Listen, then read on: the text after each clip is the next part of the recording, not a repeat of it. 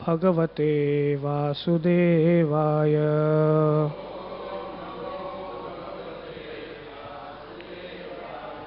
ॐ नमो भगवते वासुदेवाय।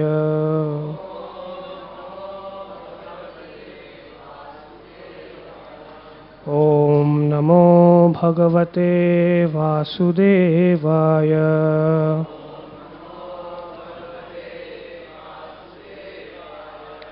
ॐ अज्ञानतिमिरन्धस्य ज्ञानाञ्जनशलाकया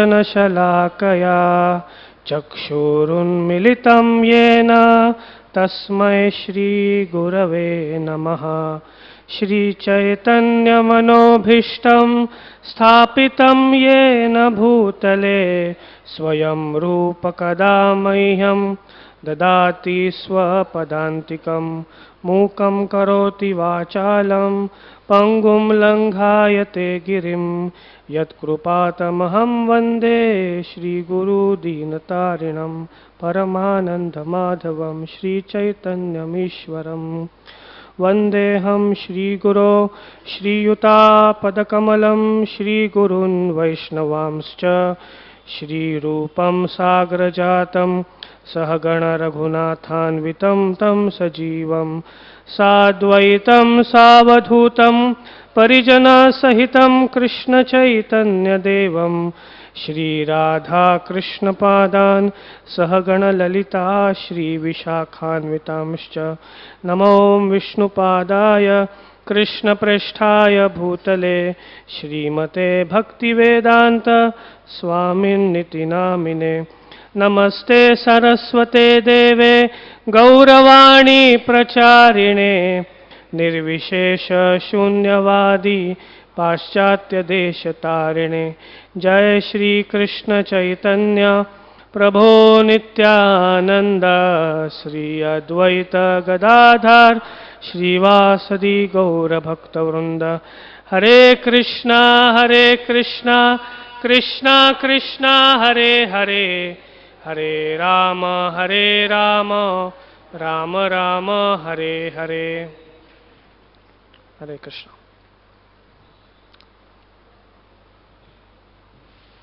So we are reading from Srimad Bhagavatam, chapter 12. We'll be discussing on verse number 1, 2 and 3. For the recitation, we will recite verse number 1. Shri Shuka Uvacha Kvachit Vanashaya Mano Dadhadvrajat Pratah Samuthaya Vayasya Vatsapan Prabodhayan Shrungaravena Charuna Vinirgato Vatsapuras Saroharihi Kvachit Vanashaya Mano Dadhatvrajan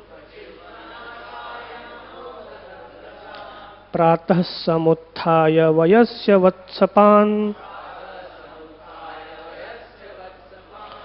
Prabodhayan Shungavarena Charuna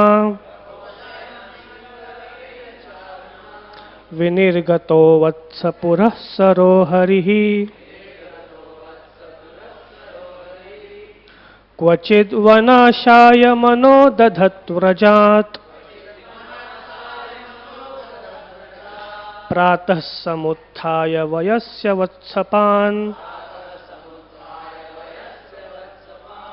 Prabodhayan Shungaravena Charuna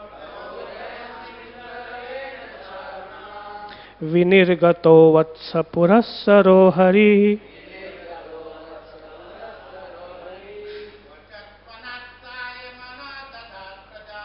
Kvachit Vanashaya Mano Dadhatvrajat Pratah Samuthaya Vayasya Vatsapan Prabodhayan Shungaravena Charuna विनिर्गतो वत्स पुरस्सरो हरिः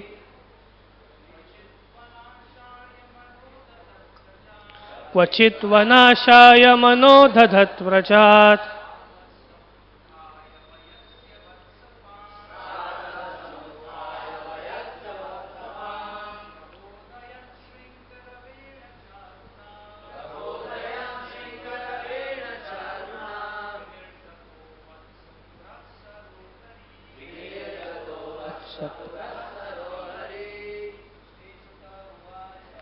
श्रीशुक उवाच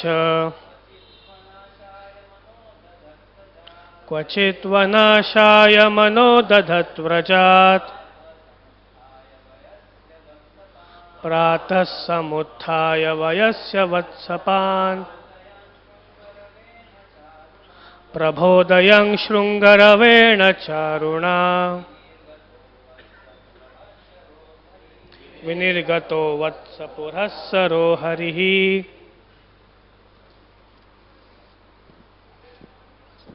माताजी श्रीशुक उवाच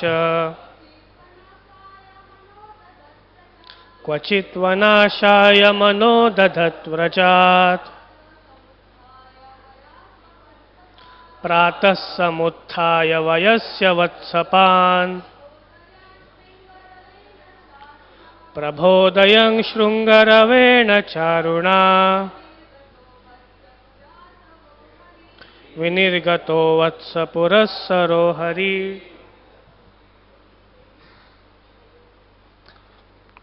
Shri Shuka Uvacha. Shri Shukadev Goswami said, Kvachit, one day, Vana Ashaya, just to enjoy a picnic in the forest. Manaha, mind. Dadhat, gave attention. Vrajat, and went out of Vrajbhumi. Prataha, early in the morning. Samuthaya, waking up. Vayasya Vatsapan, the cowherd boys and the cows. Prabodhayan, to get everyone to rise. Waking up and informing them. Shrungaravena, by sounding the bugle made of horn. Charuna, very beautiful. Vinirgataha, came out of Vrajbhumi. Vatsa Purassaraha, keeping the respective group of cows in front. Harihi, the Supreme Personality of Godhead. Translation and purports by His Divine Grace A.C. Bhaktivedanta Swami Srila Prabhupada. Srila Prabhupada ki jai. Translation. Shukadev Goswami continued, O King, one day Krishna decided to take his breakfast as a picnic in the forest. Having risen early in the morning, he blew his bugle made of horn and woke all the cowherd boys and cows with its beautiful sound.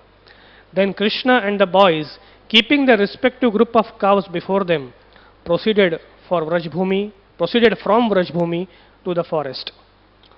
Verse 2, translation. At that time, hundreds and thousands of cowherd boys came out of their respective homes in Vrajbhumi and joined Krishna. Keeping before them their hundreds and thousands of group of cows, the boys were very beautiful, and they were equipped with lunch bags, bugles, flutes, and sticks for controlling the cows. Verse number 3, translation. Along with the cowherd boys and their group of cows, Krishna came out with an unlimited number of cows assembled. Then all the boys began to sport in the forest in a greatly playful spirit. Purport. In this verse, the words Krishna Vatsair Asankhya Taihi are significant. The word Asankhyat means unlimited. Krishna's cows were unlimited. We may speak of hundreds, thousands, tens of thousands, hundreds of thousands, millions, billions, trillions, tens of trillions, and so on. But when we go further to speak of numbers, it is impossible for us to count. When we go further to speak of numbers impossible for us to count, we are speaking of unlimited numbers. Such unlimited numbers are indicated here by the word asankhyataihi. Krishna is unlimited, his potency is unlimited, his cows and calves are unlimited, and his space is unlimited. Therefore, he is described in Bhagavad Gita as Param Brahma. The word Brahman means unlimited, and Krishna is the supreme unlimited Parabrahman. Therefore, we should not consider the statements of this verse to be mythological. They are factual but inconceivable. Krishna can accommodate an unlimited number of cows and an unlimited measurement of space. This is neither mythological nor false. But if we study Krishna's potency with our limited knowledge, that potency will never be possible. That potency will never be possible to understand. Atah Shri Krishna Namadi na bhavet grahyam indriyahi. Bhakti Rasamrut Sindhu 1.2.109. Our senses cannot perceive how he could keep an unlimited number of cows and have unlimited space in which to do so. But this is answered in Bruhat Bhagavatamrita. एवं प्रभोः प्रियानां च धाम्नाश्च समयस्य च अविचिन्त्य प्रभावत्वात् अत्र kitchen न दुर्घटम. Sri Sanatan Goswami in Bruhat Bhagavatamrita states that since everything about Krishna is unlimited, nothing is impossible for him. It is in this sense that we have to understand this verse.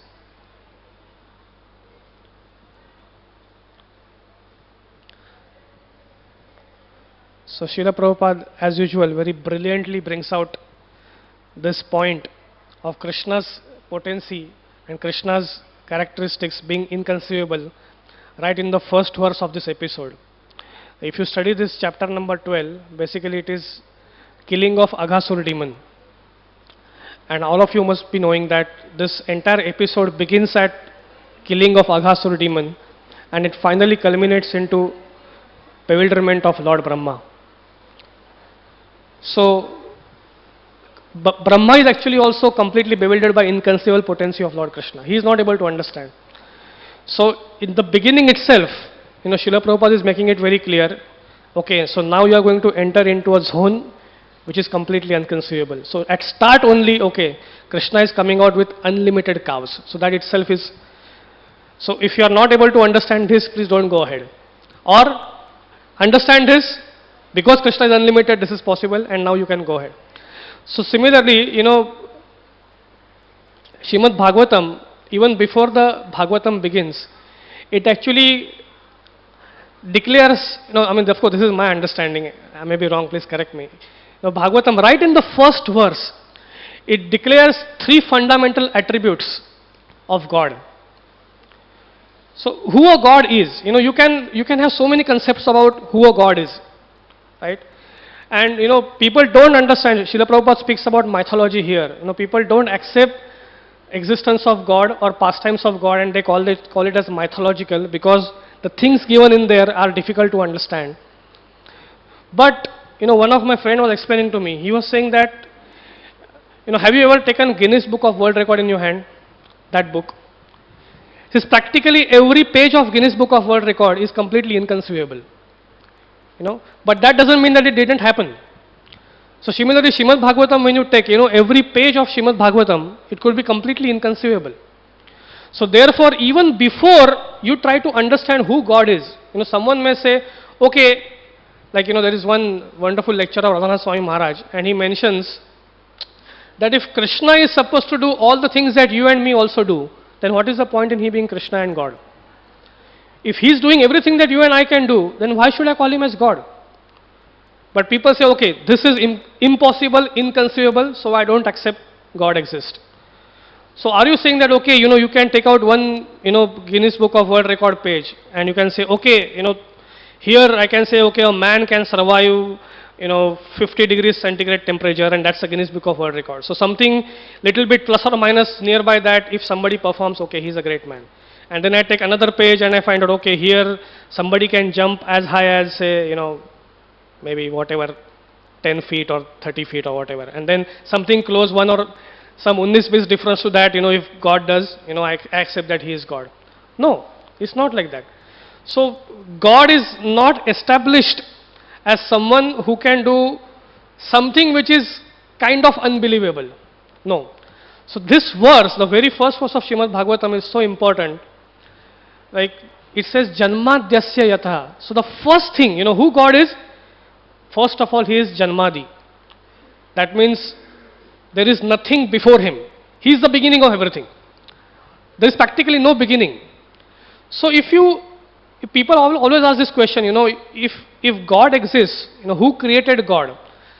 So if somebody created God, then that person has to be supreme. But if you explain to them that, God has no beginning. In fact, he is the beginning of everything.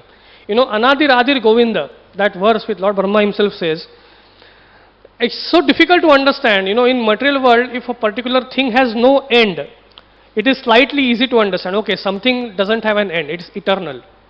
But something doesn't have a beginning only. That's very difficult to understand. So that is the first point which Vyasdeva makes clear, that God is Janmadi. He is the beginning of everything. And the second thing is that he is Swarat. He is Abhidnya Swarat. He is supremely independent. So you cannot say that, recently my mother was sharing, how people are so ignorant in Kali Yuga. This Mandaha Sumanda Matayo, that word is so true, and we are all included in that. But my mother was sharing with me that she was watching some television serial, and that person was explaining that, if you take a small deity of Gopal Krishna in your home, and during one particular month, and in a one particular period, if you feed some Makhan Mishri Bhoga to that Gopal every day, then very soon Krishna will come to your house as a child. It is so, it's, and this kind of ignorance, there is nothing, the main thing is, there is no mechanical process by which you can say Krishna will do like this. That doesn't happen. For demigods, you can say, okay, you can perform this vrata, this demigod will be pleased. You can perform this vrata, this puja, this personality will be pleased. But for Krishna, he is completely Swarat. There are recommended processes by which Krishna will be pleased, sure. But still, he won't do what you want him to do. That's not mandatory. He can do whatever he wants. And if Krishna decides to do something or fool something, no matter how much you are sincere or regular, is beyond your control. So Krishna is completely Swarat. So that's the second thing. And the third thing is, Muhyanti yas Suraya. His potency is so inconceivable that it's not question of fooling ordinary people like you and me. It's even demigods are completely confused. And Srila Prabhupada writes in the purport that actually this Muhyantiya Suraya refers to the bewilderment of Indra and bewilderment of Lord Brahma, which is going to occur in the text of Srimad Bhagavatam. So his potency is so inconceivable that even it completely bewilders Lord Brahma also. Now an interesting thing is, if you see in this verse, Srila Prabhupada actually explains that Lord Krishna came out with asankhyatai cows. So Prabhupada says that you can talk of tens of trillions, but when you cannot count number, we call it asankhya, that is unlimited. However, in one particular yatra in Vrindavan, His Holiness Adana Swami Maharaj, he actually explained that one of the acharyas, I don't remember whether it was Vishwanath Chakravarti Thakur or Jiva Goswami, he explains what is the meaning of asankhya. So that acharya explains that if you put 64 zeros on top of one, that is known as asankhya. So that itself, so Lord Brahma, when he came and he saw those calves, I don't know how he did not understand that, this person cannot be ordinary human being.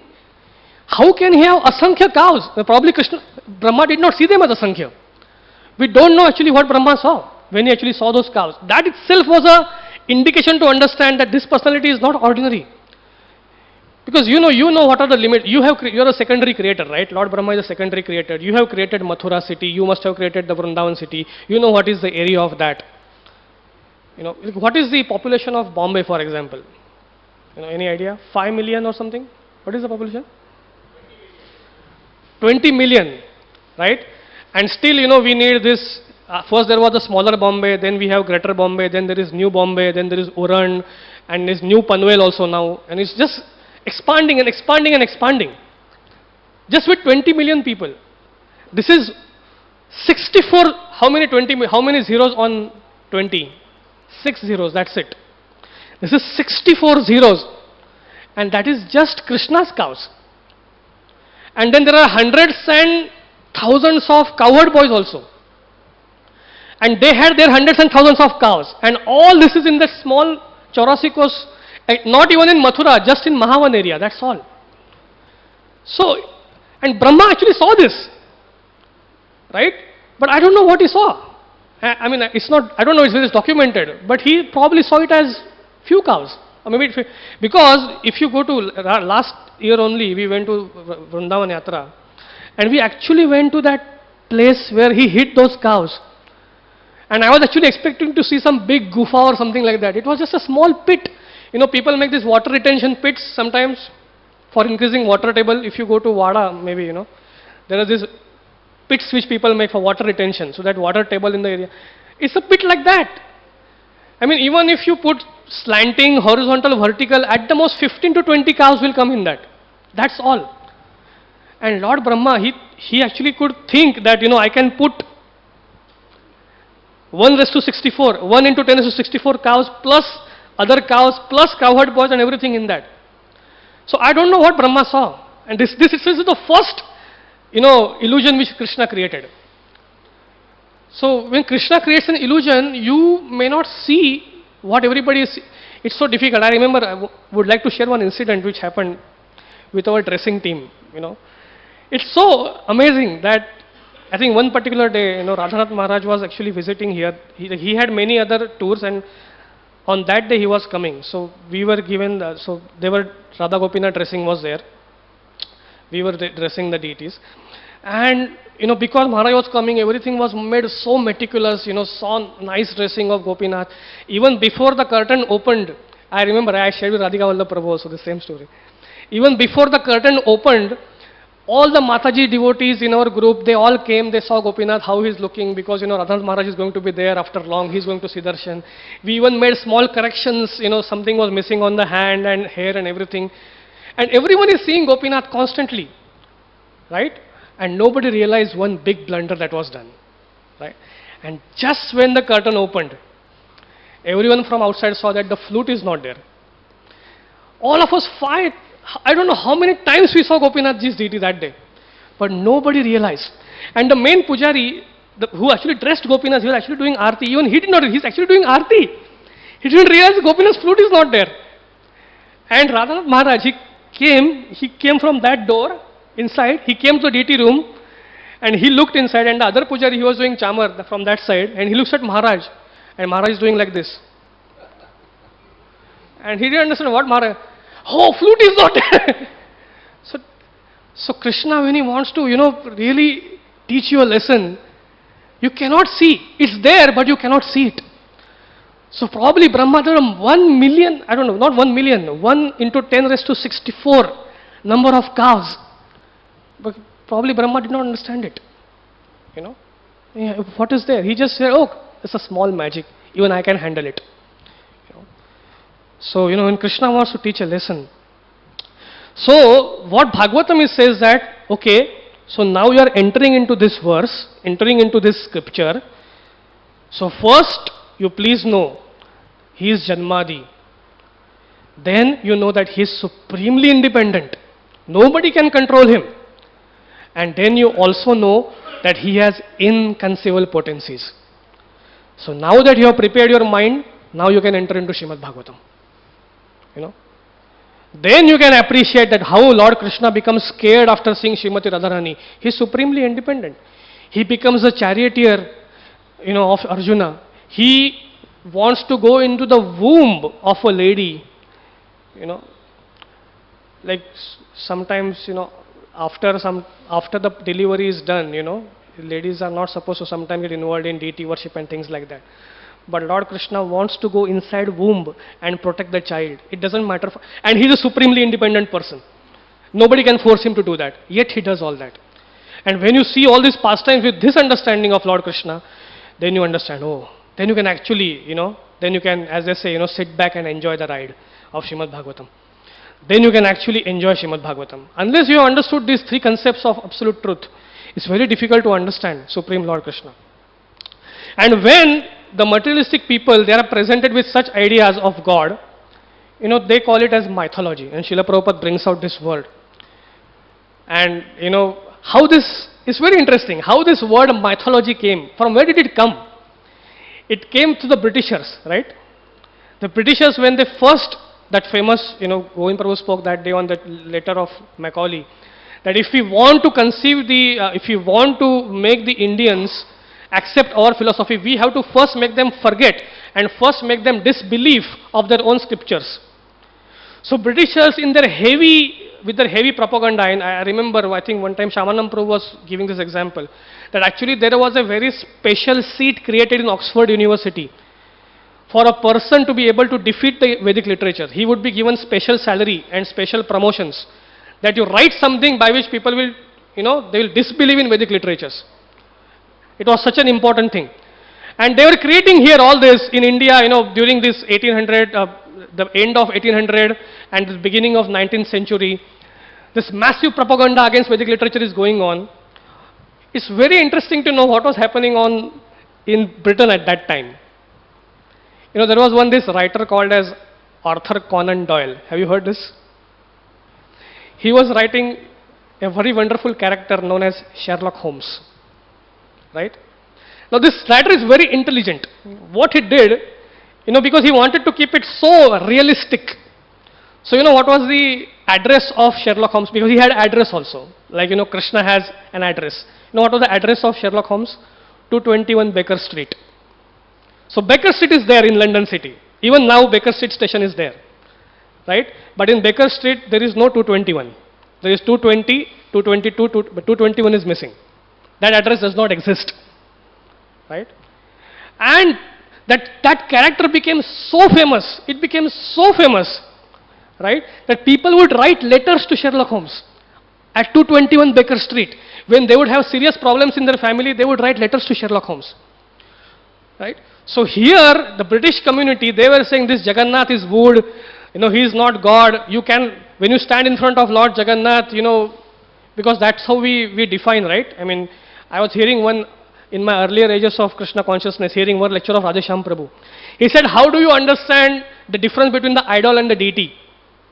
He said the difference between idol and deity is that something like, at those times we had this postal, these red color things where you put a letter. It is practically now outdated. I don't see them anywhere now. But those times, they were there. So he was saying that, somebody, I just come out and I paint a box in red and I put it there. And if you put your mail in that, what will happen? The letter will not go. But if that box, same red color box is affiliated by Government of India and you put letter in that, the letter will go. The example like that was given. And the Britishers are coming here and saying that you cannot put letters in front of Jagannath because he's a wood, he's a deity. You cannot, because whatever you say, he's not going to hear it. And there, out there in Britain, people are writing letters to imaginary person.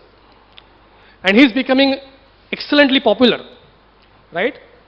And believe me, this must have happened somewhere back in 1900s and beginning. If you go right now to London City, on this Baker Street, there's this station, underground station.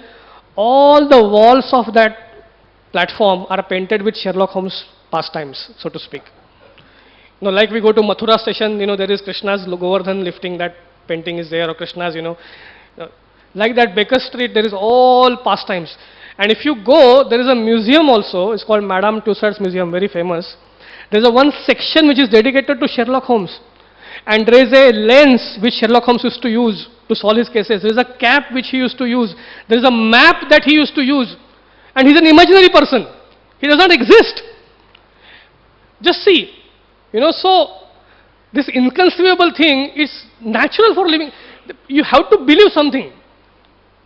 And, it's height that I was reading this, there is a survey which says that more number of people in Great Britain believe that the legendary activities of Sherlock Holmes are true than those who believe in the legendary activities of Winston